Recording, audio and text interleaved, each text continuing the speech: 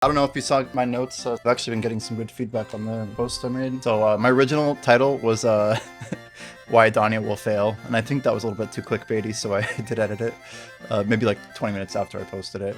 So I basically was like, I posted it, and then I talked to Jordan on his stream last night. This was like 3 in the morning, maybe 12 hours ago, something like that, 12:14. And then anyway, we added some thoughts to it. So I said I'm a washed up DK anti-meta type of player.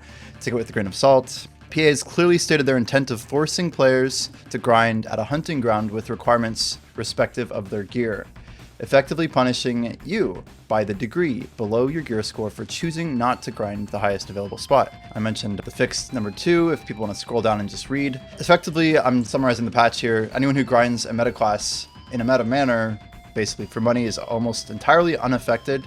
So I'm basically countering my own point, you know, offering the context here is that the main reason they're doing this is because they believe a lot of players are just money oriented and they're going to follow the meta. They're like, what's the best silver, what's the best gear, etc. So that kind of group of players, which arguably I'm thinking is probably like 60 to 70% of the player base, which is a good number, but it's missing out on like maybe I'm thinking somewhere between 30 and 40% who are not necessarily just for silver grinders, right? To just clarify, by extension of number 1, those people are not like really the audience of my post, anyone who thinks silver is best, because a lot of us who play MMOs, we don't just care about the money, we're more interested in like the power scaling and progression and kind of the feeling of things, right? Many of the people who play the game for their own feeling of progression, who don't care as much about silver, will be very disappointed.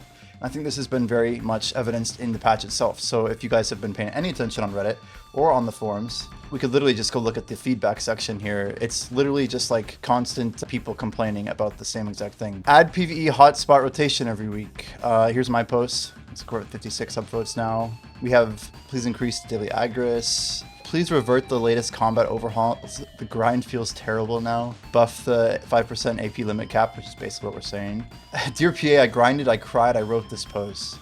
Let's make grinding grindier. PvE, mobs are too tanky, make them squishy. Anyway, you guys get the idea. It's definitely a common sentiment here, is that some people just do not like the money grind. And I think that's like completely valid, right? What we said is, number 4, PA will never be able to keep up with the amount of metas people grind for. So this is like the summary of my Reddit post, which I actually include below. And I said, including but not limited to titles, Marnie stones, treasures, mob density. So some people like high density, some people like low density, like a tower spot, versus like your old Fogans, Nagas, Sawsons, Pirates, you name it. They can't optimize a hunting ground release with all of these different variables in mind and expect everyone to magically be pleased, which I think is a completely valid argument, right?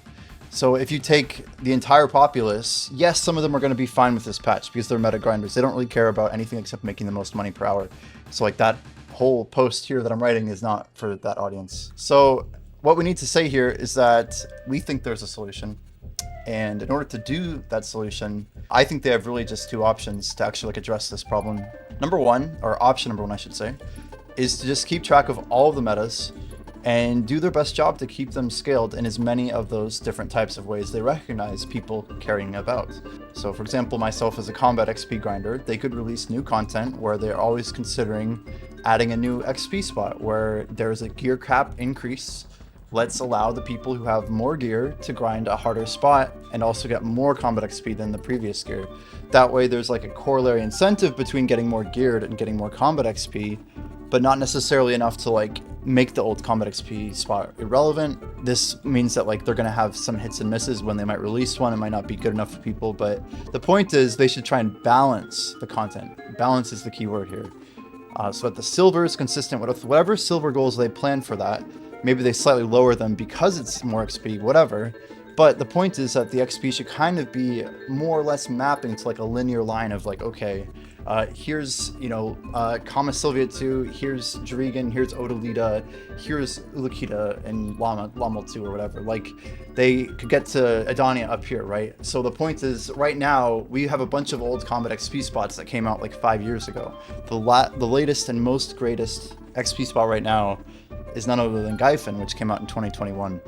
So you take like this massive 4.5 year gap between making a new combat XP spot, but we've gotten maybe 10 new spots since then. So they're completely missing out on mapping this correctly.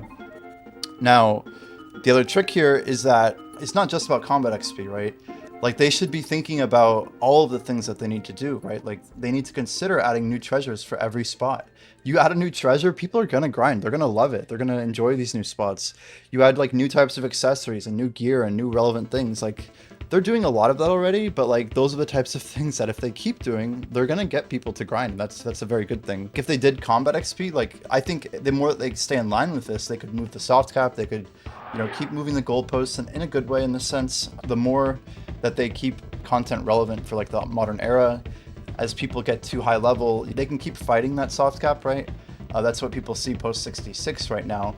But maybe the soft cap increase goes to 70, and maybe instead of being 20 times harder than level 65 to 66, maybe 66 to 67 only becomes twice as hard. And then they also increase, remember, it's the important key here is that they increase the base XP of the highest gear spot, so that maybe people who are 66, who are endgame players, and have unlocked Edania, are able to get to 67 approximately 10 times faster, which isn't a ton, by the way. It's still decent, but they're also going to be maybe getting 20 to 30% more XP per hour in a perfect world, right? You could balance this. The other alternative, which I see, which I think makes a lot more sense, is that they instead just go for option number 2, which is to modify the AP caps to not be punitive. This puts less pressure on the dev team to not have to feel like they have to always be moderating every single part of content and like all the balance and the minutia of the grind itself. So I see them kind of having this as an opportunity. What my proposal was is maybe somewhere between 15 and 25% of combat XP would be sufficient. Sorry, not combat XP, but of the cap, which they removed Gyfen's 70% cap and replaced it with a 5% cap. And if you guys don't know, that means for every point of AP that you gained after the recommended AP, which used to be quite low, 70% of it was still effective. So you could keep getting more powerful and you could keep grinding it faster, getting more combat XP, getting more money, more skill XP, you know, more rolls at titles and things like, you know, Marnie Stones or whatever. Like, a lot of the spots were working like that, which was awesome. The trick here is what is the correct number that doesn't like blow up the silver economy, because I recognize that this could all be a little bit more complicated. So I put a few more thoughts here. I did link my Reddit posts, but I said there's literally 100 reasons why anybody grinds at a particular place in a sandbox MMO. Some people just care about mob density, some farm for completionism, others have different variants of a meta they wish to pursue. So we mentioned combat XP, but we also talked about other things, farming specifically for completionism, right? Like these completionist grinders, which, you know, we saw many comments on this thread already, but one of them that I liked was, this guy said, "I agree exactly with what you're saying. It's also a permanent Dark Knight here." He says, "I've always enjoyed counting up things like skill points, which stopped growing long ago in combat XP, which I had to give up on because I don't like combat XP training. Collecting towards the compass treasure I've entirely endlessly complaining about is my latest fixation." So this line, "I seldom grind only for silver," I think is the epitome of our post. So I really like what he's written here. I probably should upload his comment. But yeah, this is all exactly in line with what we're thinking. We did have some closing thoughts after talking to Jordan. Number one, we think PA just underestimates how many people like grinding for non-silver reasons. We think it is too punitive for people who like the micro progression of a grind spot. Meaning someone who grinds a spot when they get gear and then like they've earned the right to grind there or whatever, and then they get to the end of it and then they've maybe achieved a tiny bit of power scaling, but the new patch says you need to go to the next spot. But one of my favorite things in BDO, especially in the old days, was like when you got like your first Pen Dandelion or Pen Zarka, and then you literally took that back and said, "I'm gonna go try that Pen Dandy at Fogan's or Sawson's," you know. And yeah, you blew them up even with like your weaker abilities. So being able to take that feeling back and really measure your progression, I think is really cool. So there's a lot of ways they could do this. I mentioned the cap changes for AP. I said in general, new players will struggle to feel attachment because of this. And my main closing thought I said is, what if they had like scaling AP caps, where like depending on how far beyond the AP cap of an area, they had custom brackets above. So people could kind of get a feeling for like, basically in general, they could say beyond the cap of a spot, your AP will be reduced in a manner that we see best fit, right? It doesn't have to be like on a certain like linear thing, like 5%. It could be like 20% of the AP in the next 100 AP after cap or whatever. Like they could have more advanced AP scaling, which is more of a technical solution, but it has like very good implications for how it could be done. So yeah, that was the post. That is going to be me summarizing it.